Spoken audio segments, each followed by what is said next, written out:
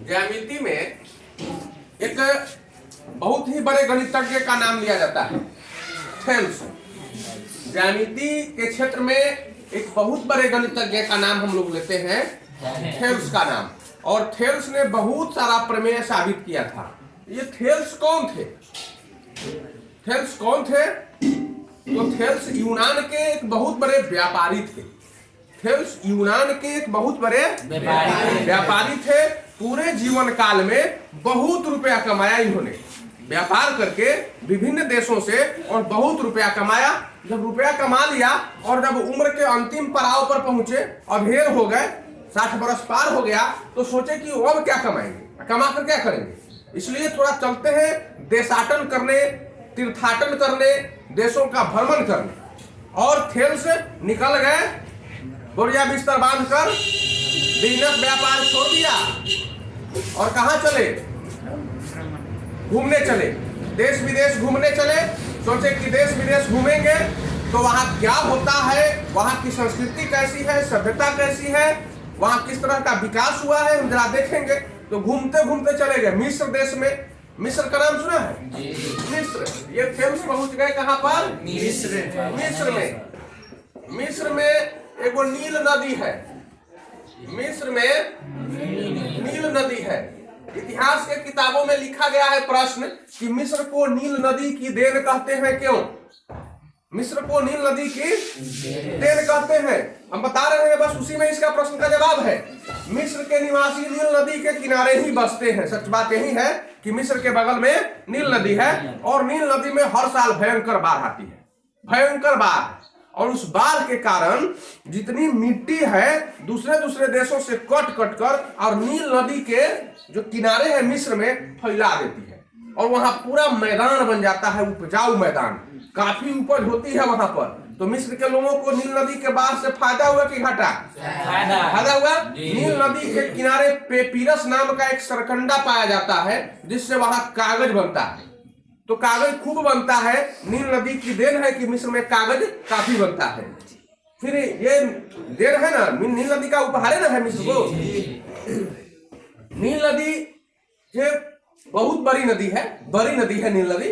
और नील नदी जब बाढ़ लाती है अपने किनारे पर, जब पूरे क्षेत्रों में फैला देती है मिट्टी को, तो वहां क्या होता है कि अपने यहाँ खेत में डनेर होता है, देखा ना? तो डनेर होता है तो कितना ऊंच होता है? 4 आंगुर ऊंच, 1 बीता ऊंच, और क्या। और जब वहां नील नदी से मिट्टी जब आती है तो वो 1 हाथ ऊंच, 2 हाथ ऊंच, इतना माटी फैला देता है खेत में। डनेर लौकेगा? अब जब बाढ़ के पानी हटेगा तब पूरा दिखाई देता है कथी? सौंसे खेतवा तो एक वो है, सारा लोग के खेत तोपा गया, डनेरे तोपा गया। अब पता नहीं है कि उसमें क्या है, केकर खेत केने है। अब लोग करने लगा झगड़ा, ये पर से हमार खेत तो वो पर से हमार खेत। और हर साल झगड़ा शुरू हो जाता था, परेशानी शुरू हो गई। अब उस झगड़ा को दूर करने के लिए तो डनेर खोजना पड़ेगा, और डनेर खोजने के लिए माटी खोदना पड़ेगा। बिना माटी खोदे तो होगा नहीं। तो लोग मेहनत करके एक आध गो डनेर निकालते थे और कुछ अंदाज करते थे कि हमारे खेत यही जगह होना चाहिए। कुछ अंदाज इसलिए होता था कि 1 तार के पेड़ बात हमार खेत होई, 2 तार के पेड़ बात हमार खेत होई, शीशो के पेड़ होई तो फलवा के खेत होई। ऐसा कुछ अंदाज होता था ना।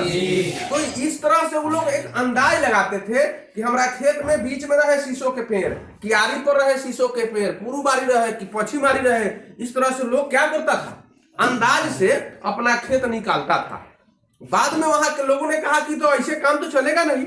तो मिस्र की जो सरकार थी वो वहां पर जमीन को मापने की कला विकसित किया। सरकार ने अपने विद्वानों को बुलाया और कहा कि कोई ऐसी व्यवस्था लगाई जाए ताकि हर साल झगड़ा झंझट से मुक्ति मिल जाए। तो जिस समय उजरा ऋतु था, उजरा ऋतु का मतलब थी सूखा हुआ मौसम, तो सबके खेत को नप नाप के नक्शा बनाया गया। ये नक्शा बना दे, इसका खेत इस तरह से है, हई भूजा इतना है, खेत की पश्चिमवारी यार इतना है, पूर्वारी यार इतना है, दक्षिणवारी यार इतना है, हई कोनिया निकल है से इतना है, बकुला गर्दन है से इतना है। वो समूचा चीज उसमें अंकित किया जाता था। एक एक आदमी के खेत का ब्यौरा, केकरा बगल में केकर खेत है, चौहदी जानते हो ना? माने हमारा उत्तर में फलवा के खेत, दक्षिण में फलवा खेत, पूर्व में फलवा के खेत, पश्चिम में चिलवा के खेत। तो इस तरह से केकर खेत केने है वो बना दिया गया नक्शा, चौहदी लिख दिया गया। तब खोजा जाता था उसी ब्यौरा से। जब बाढ़ आती थी या बाढ़ के बाद जब बाढ़ का पानी उतर जाता था तो ब्यौरा से खोजते थे कि केकर खेत कहाँ है। अब फलवा के खेत में तार के पेड़ है तो तार के पेड़ से कोई फीट दक्षिण में डनेर है या कोई फीट उत्तर में डनेर है, कोई फीट पूर्व में डनेर है या कोई फीट। तो वो जो पेड़ होता था, तार का पेड़, शीशो का पेड़, पोल या कोई खम्भा, तो उसी को मानक मान लिया जाता था। क्या मानते थे? मानक, जिसको आज के भी मापी में उसी तरह से खेतों में खास डनेर को एक मानक माना गया है। देखता होगा अमीन को फलना जगह से नाप के ले आओ, तो वहां से नपवा के मंगवाता है कि नहीं? उनका पछुआरा एगो तार के पेड़ हो तैका भर के, वो डनेर हो 3 गो वाला, वही लंग से नाप के ले आओ। मतलब वो मानक है।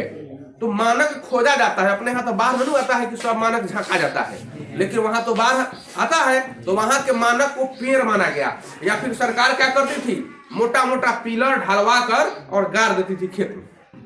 ये मानक कतनो बार आएगा तो पिलर थोड़ा झांका जाएगा। तो पिलर से ही शुरू होता था नापी। और सब लोगों का खेत निकाला जाता था। वहां मापी हो रही थी, खेत पहुंच गए, देखे कि कौन सा डिजाइन है, हो क्या रहा है खेत में, तो गए। ये भी वहां से सीखे, जमीन नापने की कला को सीखा। किसने सीखा? थेल्स ने। बहुत महान गणितज्ञ थे थेल्स। वहां से सीखे यूनान से पहुंच गए और अब घूमते घूमते और अब के लोगों को सिखा दिया कि ऐसे ऐसे जमीन नापा जाता है। वहां से आए भारत के लोगों को जमीन सिखा दिया नापना।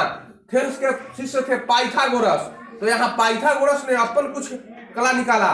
तो ये सब लोग मिलकर जमीन को मापने की कला विकसित किया। क्या नापने की कला विकसित किया? जमीन मापने की कला।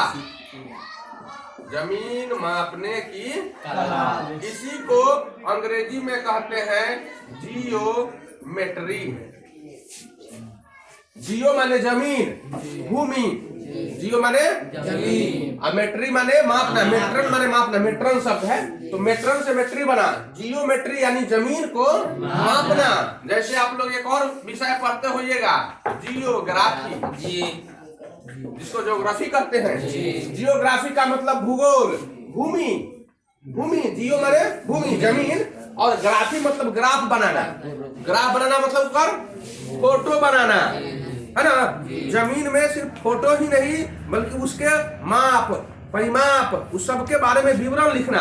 तो यही जियोग्राफी है और यही जियोमेट्री है। तो जियोमेट्री का आविष्कार भारत में किसने कर दिया? किसने बता दिया? जियोमेट्री को थेल्स ने बहुत सारे तरीका से प्रमाणित किया। ये थेल्स जो थे त्रिभुज में बहुत सारा प्रमाणित किए, बहुत प्रमेय प्रमाणित किए, और इनके प्रमेय से हम लोग को ज्योमेट्री को अर्थात ज्यामिति को आसान बनाने में बहुत मदद मिली। समझे? हाँ, अगर थेल्स नहीं रहते तो आज ज्योमेट्री बड़ा परेशानी का सबब हो जाता है।